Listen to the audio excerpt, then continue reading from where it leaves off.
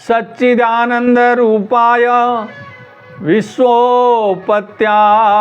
Hathaway तापत्रय विनाशाय श्री कृष्णाय वयं नुमः। नारायणं नमस्कृत्य नरं चैव नरोत्तमं देवी सरस्वती व्यासं ततो जयमुदीरयेत्। वसुदेवसुतं देवं कंसचाणूरमर्दनं देवकी परमानंदं कृष्णं वंदे जगतगुरु। प्रेम से बोलिए वृंदावन बिहारी लाल की जय। अब हम श्रीमद् भागवत पुराण के एक प्रसंग जिसमें अक्रूर जी और भगवान श्री कृष्ण के बीच में स्यंतक मणि के प्रकरण में काशी आने का प्रकरण है, काशी आने का प्रसंग है, उसका श्रवण करेंगे। अक्रूर जी भगवान कृष्ण के 3 पीढ़ी परिवार से जुड़े हुए थे। अक्रूर जी के जो पिताजी थे वो स्वफल्क जी थे और स्वफल्क जी का विवाह वह चूँकि चंद्रवंशी क्षत्रिय यह लोग थे, जो मूल यादव हैं वह चंद्रवंशी क्षत्रिय वंश है, यज्ञोपवीतधारी क्षत्रिय वंश है। जो यज्ञोपवीतधारी आज भी उनके जो वंशज हैं वो जादौन हैं। जो जादौन क्षत्रिय वंश के लोग पश्चिमी उत्तर प्रदेश और राजस्थान में पाए जाते हैं, जादौन राजपूत, वह चंद्रवंशी राजपूत हैं, यदुवंशी हैं, वही यदुवंशी हैं। अक्रूर जी यदुवंशी थे और उनका जो ननिहाल था वह काशी में, उनके पिता का विवाह जो है काशी नरेश ने अपने पुत्री से किया था। उस समय के काशी नरेश ने अपने पुत्री से किया था। और स्वफल्क जी के पुत्र थे अक्रूर जी। अक्रूर जी महाराज उग्रसेन जो कंस के पिताजी थे, महाराज उग्रसेन के भी सभा में वो महामंत्री थे। फिर कंस ने अपना भी महामंत्री बना के रखा था उनके गुणों के या सद्गुणों के कारण। और कंस के वध के पश्चात भगवान श्री कृष्ण ने भी उनको मथुरा का महामंत्री बना रखा था। और जब मथुरा से द्वारका गए तो अक्रूर जी को साथ में द्वारका लेकर के गए थे, क्योंकि जो क्षत्रिय वंश, जो यदुवंशी क्षत्रिय थे, उन्हीं पर जरासंध आक्रमण करता था और जरासंध ने उन्हीं चंद्रवंशी क्षत्रियों को ही मारने का संकल्प ले रखा था। जबकि वह जो ग्वाल थे, गोप थे, उनको वह नहीं मारता था। उसके संकल्प में ग्वाल और गोप को वह की हत्या नहीं करता था, लेकिन जहाँ वो क्षत्रिय यदुवंशियों को पाता था उनकी हत्या करता था, क्योंकि वह उस समय के राजा और राजघराने और राजपूत वंशज के लोग थे। उन्हीं से उसकी दुश्मनी थी। कंस का ससुर था जरासंध, इसीलिए वह क्षत्रिय वंशियों को ही मारता था, ग्वालों को नहीं मारता था। वो ग्वाल और गोप को नहीं मारता। तो इस कारण अक्रूर जी को भी भगवान कृष्ण ले गए और द्वारिका का भी महामंत्री का पद था उनके पास और वहाँ का भी राजकाज संभालते थे। अक्रूर जी जब बाल्यकाल में भगवान कृष्ण जब वृंदावन में रहते थे नंद बाबा के यहाँ, तो कंस को जब पता लगा कि ये जो नंद बाबा का छोरा है, कन्हैया है, यही देवकी का 7वां पुत्र, देवकी का 8वां पुत्र है। यह बात नारद जी ने कंस को बताई कि तू कहाँ ढूंढ रहा है, तेरा वध करने वाला तो देवकी का 8वां पुत्र वहाँ वृंदावन में नंद का छोरा जो है वही तुम देवकी का 8वां पुत्र है, वही तुम्हारा वध करने, जो आकाशवाणी हुई थी कि वही तुम्हारा वध करेगा, तो वही वह जो बालक कन्हैया बन के घूम रहा है वही देवकी का 8वां पुत्र है। अब कंस बड़ा चिंतित होता है, अक्रूर जी को बुलाता है और अक्रूर जी से कहता है कि अक्रूर जी, आपके तो नंद बाबा से अच्छे संबंध हैं और आप ही जाइए और उन बालकों को, मैं एक बड़ा आयोजन उत्सव करने वाला हूं और उसमें मल्ल युद्ध भी होगा, और उत्सव देखने के बहाने उन बालकों को आप ही लेकर के आइए। तो उत्सव के मल्ल युद्ध का जो उत्सव रखा गया है उसके ठीक 2 दिन पहले अक्रूर जी को वह भेजता है रथ लेकर के। अक्रूर जी जाते हैं नंद बाबा के यहाँ और कृष्ण और बलराम से मिलते हैं, और कृष्ण बलराम को अकेले में कंस की मनसा का वह पूरा विवरण श्री कृष्ण को सुनाते हैं। और श्री कृष्ण अब तक जो उनके बारे में ख्याति फैल चुकी थी कि पूतना का वध किया, सकटासुर का वध किया, केसी घोड़ा का वध किया, गोवर्धन पर्वत को उठाया, तो ये उनकी ख्याति पूरा फैल चुकी थी। इसके पश्चात जो है जब नारद जी ने बता दिया कंस को, तो अब इन लोगों की हत्या का साजिश रचने के लिए उसने प्लान बनाया कि मल्ल युद्ध के बहाने चाडूर और अन्य जो हमारे पहलवान हैं, जो हमारे मल्ल युद्ध के योद्धा हैं, इनको हम लगा करके और कृष्ण को मारने का उसने साजिश रचा और भेजा अक्रूर जी को कि अक्रूर जी से कहा कि आप ही उन सबको ला सकते हैं क्योंकि नंद जी से आपके अच्छे संबंध है। अक्रूर जी के वसुदेव और नंद जी से भी अच्छे संबंध थे, इस बात को कंस जानता था। अक्रूर जी जाते हैं, एक रात वहाँ 2 दिन पहले एक रात ठहरते हैं और कृष्ण को अकेले में ये पूरी बात बताते हैं।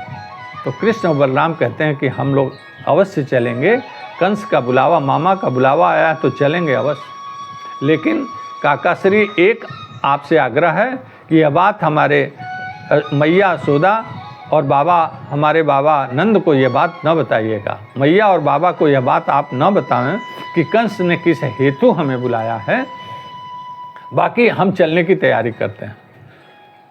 दूसरे दिन जब सुप्रात काल में सुबह जब होता है तो उस उत्सव मल्ल युद्ध के 1 दिन पहले कृष्ण और अक्रूर जी, कृष्ण बलराम और अक्रूर जी नंद बाबा को बताते हैं, नंद बाबा यशोदा मैया को बताते हैं कि भारी उत्सव लगा हुआ, अक्रूर जी को कंस ने भेजा है लेने के लिए। चूँकि नंद बाबा कंस के दरबार में टैक्स जमा करने जाते थे, वह एक जागीरदार थे और 9 लाख गायों के मालिक थे, तो वो माखन, टैक्स में माखन चुकाने जाया करते थे, वहाँ जमा करते थे। तो कंस के प्रभाव को वह भली बात जानते थे और कंस ने बुलवाया है, इस बात से वो आश्चर्यचकित होते हैं नंद बाबा और कहते हैं कि नहीं, तब कन्हैया अकेले नहीं जाएगा, हम सब चलेंगे। तो तमाम ग्वाल बाल भी तैयार हो जाते हैं साथ में चलने के लिए और केवल नंद मैया यशोदा रह जाती हैं, महिलाएं रह जाती हैं, गोपियां रह जाती हैं, लेकिन यह पुरुष ग्वाल बाल और नंद बाबा ये सारे लोग जो हैं चलने को तैयार हो जाते हैं। अब अक्रूर जी अपने रथ पर लेकर के कृष्ण और बलराम को चल पड़ते हैं वृंदावन से मथुरा की ओर। मथुरा के नज़दीक आकर के यमुना के किनारे वो अपना रथ रोकते हैं और अक्रूर जी के अपने यमुना में स्नान करने की इच्छा जताते हैं और कृष्ण से बलराम से कहते हैं कि कान्हा मैं जरा स्नान कर लूं और यमुना जी में, और फिर उसके पश्चात मैं रथ से मैं प्रस्थान करूंगा। श्री कृष्ण कहते हैं कि हाँ काकाश्री जाइए, एकदम दिव्य स्नान करके आइए। यमुना जी में जब वह जाते हैं और पहला डुबकी नीचे लगाते हैं, नीचे लगाते हुए उनको नीचे श्री कृष्ण दिखाई देते हैं। श्री कृष्ण की तस्वीर बांसुरी बजाते हुए कान्हा को देखते हैं।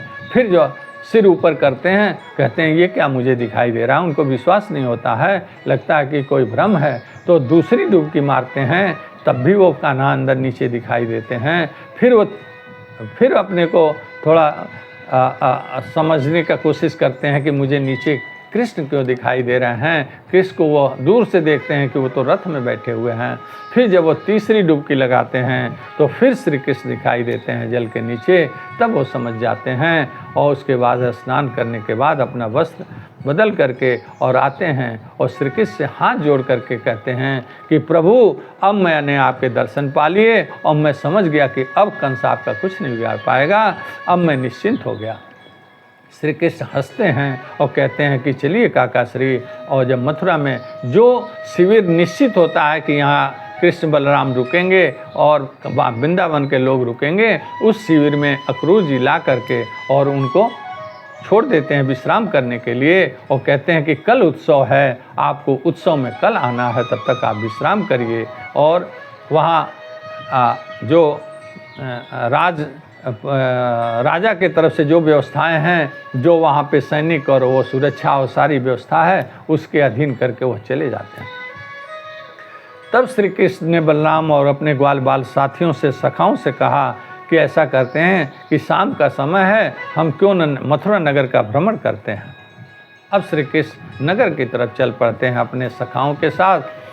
जब आगे बढ़ते हैं तो सखा कहते हैं कि ग्वाल बाल कहते हैं कि हे कान्हा, अरे कान्हा, अगर तूने बताया होता तो हम लोग अच्छे अच्छे वस्त्र पहन के आए होते। तू तो अचानक चल पड़ा, हम लोग वैसे ही वस्त्र में चल पड़ दिए। तो अगर बड़ा अच्छा होता कि सुंदर वस्त्रों का इंतजाम हो जाता। श्री कृष्ण कहते हैं लो मैं अभी इंतजाम करता हूँ, मुझे कुछ उपाय मैं अभी करता हूँ। तब तक सामने से एक धोबी महाराज कंस का वस्त्र लेकर के राजभवन की ओर जाता हुआ दिखाई दिया। सुंदर सुंदर वस्त्र लेकर के पोटला में वह जा रहा है। तो कान्हा ने पूछा कि यह क्या लिए जा रहे हो। तो उसने बहुत तीखे स्वर में कहा कि तुमसे क्या मतलब है, कौन हो तुम। तो बोले मैं कंस मेरे मामा हैं और हम उनके भांजा, मेरा नाम कृष्ण है। कहा अच्छा तुम ही कृष्ण हो, कोई बात नहीं, तुम्हारे मामा तुम्हारा इंतज़ार कर रहे हैं, घबराओ नहीं। तो कृष्ण ने कहा कि ऐसा करो, ये वस्त्र में से कुछ वस्त्र हम लोगों को भी दे दो, हमारे साथियों के पास अच्छे वस्त्र नहीं हैं तो सब लोग धारण कर लें। तो इस पे वह नाराज़गी व्यक्त करता है, तीखे स्वर में कहता है कि महाराज तुम्हें वस्त्र पहनाने वाले हैं। तो कृष्ण ने एक हाथ उसको मारा, उसकी कनपटी पे उसका धड़ अलग हो गया और गिर पड़ा। उसके बाद से सभी ग्वाल बालों ने वह वस्त्र ले लेते हैं और अपने अपने नाप का, सब लोग साइज़ का लगते हैं नापने कि हम इस वस्त्र को कैसे पहने, कोई बड़ा है कोई छोटा है। तब तक ये एक दर्जी दिखाई देता है। कृष्ण दर्जी को बुलाते हैं, कहते हैं कि भाई इन वस्त्रों का नाप तुम ठीक कर दो। दर्जी वह उनके धोबी का प्रसंग सुन चुका है, कहता है कि महाराज मैं धोबी की दशा को प्राप्त नहीं होना चाहता हूँ। वह उनके वस्त्रों का, उनके नाप का सिल करके उनको दे देता है। बहुत प्रसन्न होकर भगवान कृष्ण कहते हैं कि तुम्हें क्या पारिश्रमिक दूँ। तो कहता है कि प्रभु अपनी कृपा दृष्टि बनाए रखिए, यही हमारी पारिश्रमिक है। भगवान कृष्ण ने कहा जाओ फलो फूलो। तब से आपने देखा होगा कि किस प्रकार से दर्जी लोग कितने फलते फूलते हैं। आज भी जब कोई कपड़ा सिलने शुरू करता है तो वह सूट और पैंट और उसके बाद से कपड़े की फैक्ट्री लग जाती है, यानी कि वह फलता ही फूलता रहता है। यह भगवान कृष्ण ने द्वापर में ही आशीर्वाद दे दिया था। अब जब सब ग्वाल बाल वस्त्र पहन करके आगे बढ़ते हैं नगर के तरफ, हाहाकार मच गया कि वो पूतना का वध करने वाला कान्हा आ रहा है, वो कन्हैया आ रहा है।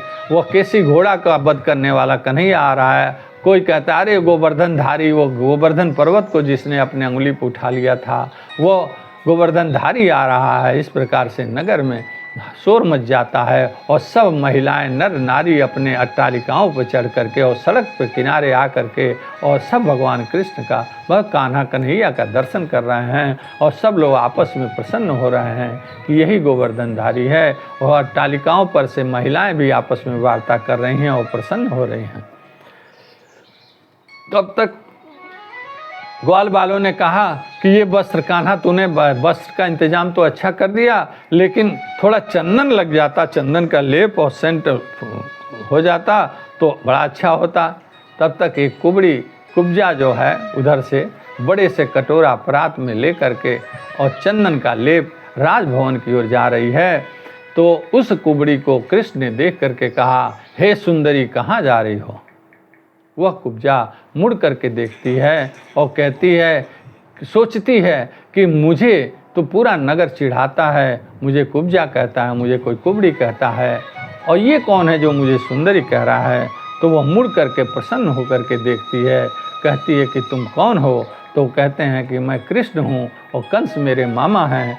तो ये क्या तुम हाथ में लिए जा रही हो? तो कहती है कि मैं महाराज कंस के लिए चंदन लेपन का काम करती हूँ और राजभवन में जितने लोग हैं मैं उसको चंदन लगाने का काम मैं ही करती हूँ।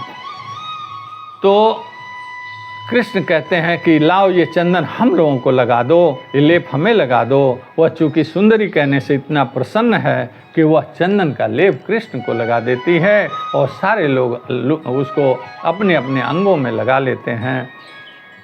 कृष्ण ने प्रसन्न होकर के उसके चंदन के इस लगाने के भाव से प्रसन्न होकर के वह भी उसके कुबड़े पर एक हाथ रख करके और एक उसके ठुड्डी में हाथ लगा करके एक ही झटके में सीधा कर देते हैं। कुबड़ी सुंदर सी ज्योति बन जाती है और बहुत प्रसन्न मुद्रा में हो करके कृष्ण को बार बार धन्यवाद करती है और कहती है कि कृष्ण, आप मेरी कुटिया पे चलो, आप मेरे घर चलो। तो कृष्ण कहते हैं कि अभी नहीं, अभी बहुत काम बाकी है, हम आपके घर आएंगे ज़रूर।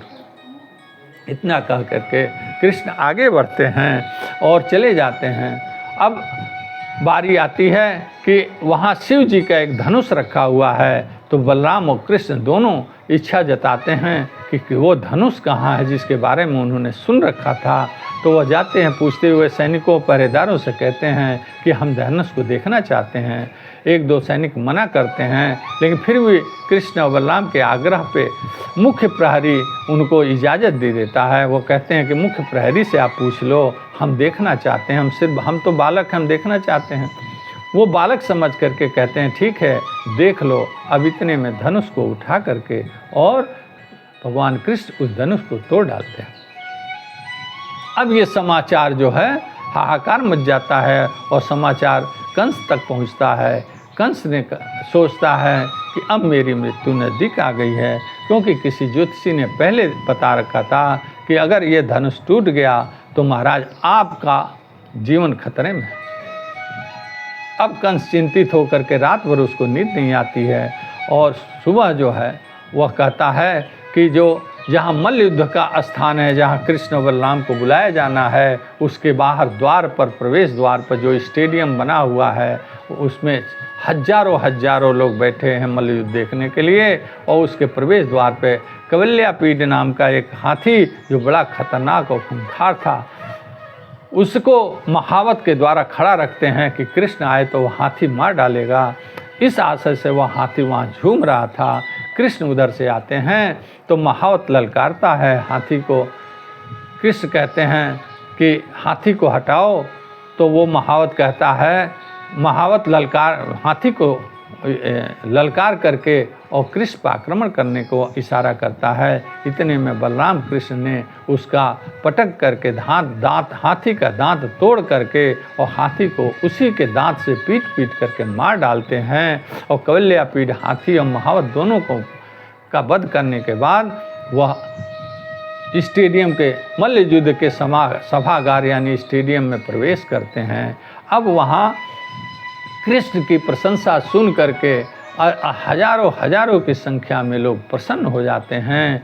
और वहाँ जाने के बाद मल्ल युद्ध में अब कंस वहाँ ऊंचे से सिंहासन पर ऊपर की ओर बैठा हुआ है और वह आदेश देता है अपने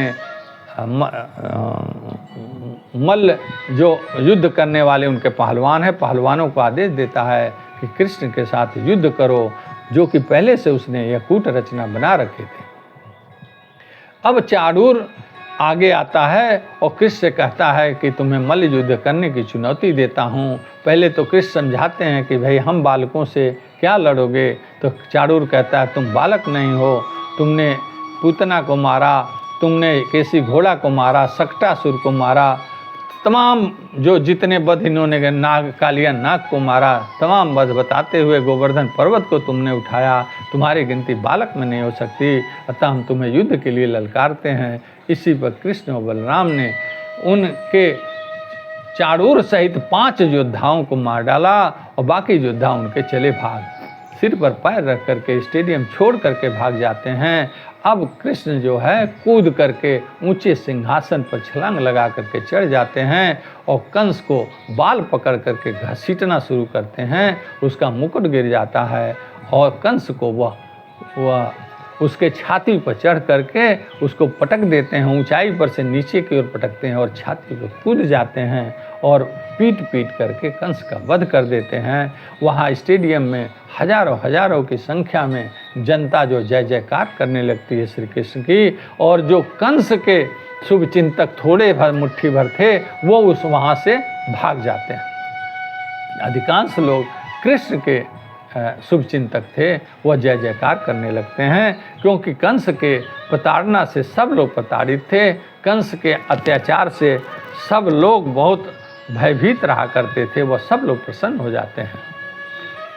अब कंस के वध के बाद जरासंध वह प्रतिज्ञा करता है कि इनके समूल खानदान का नाश करेंगे। तो जो चंद्रवंशी यदुवंशी थे, ययाति के 5 पुत्र जिसमें यदु सबसे बड़े थे, ययाति क्षत्रिय राजा थे और उनके 5 पुत्र में बड़े यदु थे, यदु राजा बने और यदु के पुत्र क्षत्रिय वंशी चंद्रवंशी ये क्षत्रिय राजा में वसुदेव और कृष्ण ने जन्म लिया। ये यज्ञोपवीतधारी क्षत्रिय वंशी लोग थे। ये कृष्ण श्री कृष्ण के वंशज में आगे उनके प्रपौत्र पद्मनाभ के वंशज जो बच गए थे द्वारिका में, तो सारे लोग यदुवंशी मारे गए, क्षत्रिय यदुवंशी। बचे हुए पद्मनाभ का जो वंशज है वो जादौन, जो पश्चिमी उत्तर प्रदेश और राजस्थान में पाए जाते हैं, जादौन क्षत्रिय राजपूत हैं। ये कृष्ण के वंशज हैं, यदुवंश हैं। तो जब जरासंध 17 बार आक्रमण किया तो 18वीं बार वह जो उन्होंने अपने यदुकुल के 16 कुल के वंशजों को लेकर के और 101 कुल को, 16 वंशज और 101 कुल को लेकर के वह द्वारिका चले जाते हैं और ग्वाल जो हैं यहीं रुक जाते हैं। ग्वाल को वह द्वारिका नहीं ले जाते हैं, क्योंकि ग्वालों को जरासंध नहीं मारता था, ग्वालों को कहता था इनसे हमारा कोई लेना देना नहीं। तो वो जो क्षत्रिय वंशी लोग, यदुवंश के सारे लोग यहाँ से द्वारिका जाके बस जाते हैं। अब यह अक्रूर जी के काशी आने का एक प्रकरण है जो वहाँ से जुड़ा हुआ है। अक्रूर जी वहाँ पे, यहाँ उग्रसेन के भी महामंत्री थे, कंस ने भी वो उनको अपना महामंत्री बना रखा था और कंस वध के बाद उग्रसेन को पुनः राजा बना करके अक्रूर जी को पुनः महामंत्री बनाया था। और जब द्वारिका गए उग्रसेन जी तो अक्रूर जी को भी कृष्ण लेकर के गए। तो अक्रूर जी वहाँ का भी शासन सत्ता संभालते थे, वहाँ का कामकाज देखते थे, वहाँ का भी राजा उग्रसेन को बनाया, जबकि जनता उनको द्वारिकाधीश के नाम से श्री कृष्ण भगवान को ही जानती थी।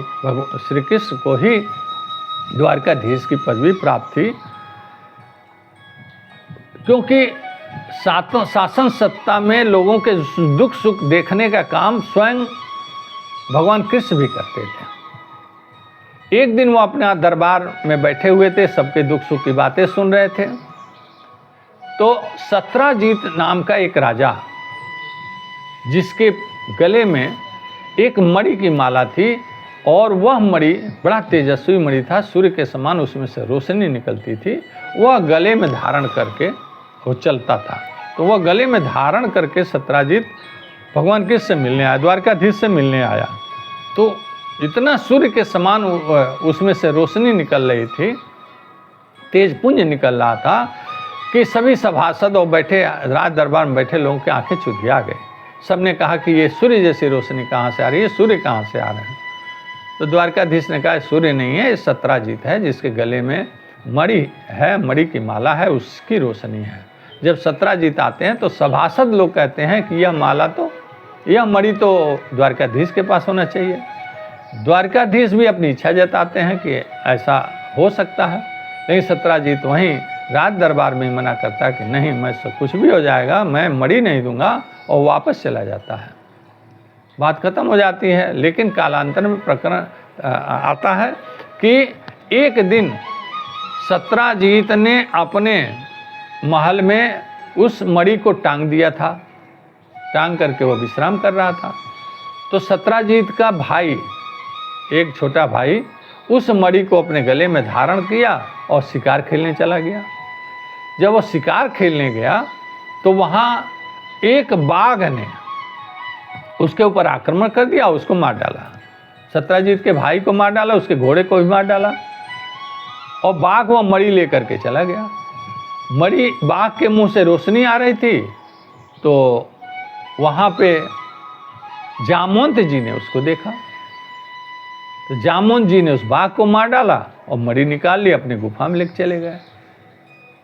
इधर जब उनका भाई नहीं लौटा बहुत दिनों से तक, तो सत्राजीत ने यह बात अपने पत्नी से कहा कि लगता है श्री कृष्ण ने मणि को देख लिया था, इसलिए मेरा भाई मणि का माला पहन करके शिकार खेलने गया, तो श्री कृष्ण ने मरवा दिया उसको, उसके जब लगता है गायब करा दिया या मरवा दिया। यह बात द्वारकाधीश तक पहुंची। द्वारकाधीश ने कहा मैंने तो ऐसा कुछ किया नहीं, ये तो मेरे ऊपर कलंक है। तो वह सत्राजीत के पास आते हैं और सत्राजीत से कहते हैं कि चलो तुम्हारे भाई को हम ढूंढते हैं।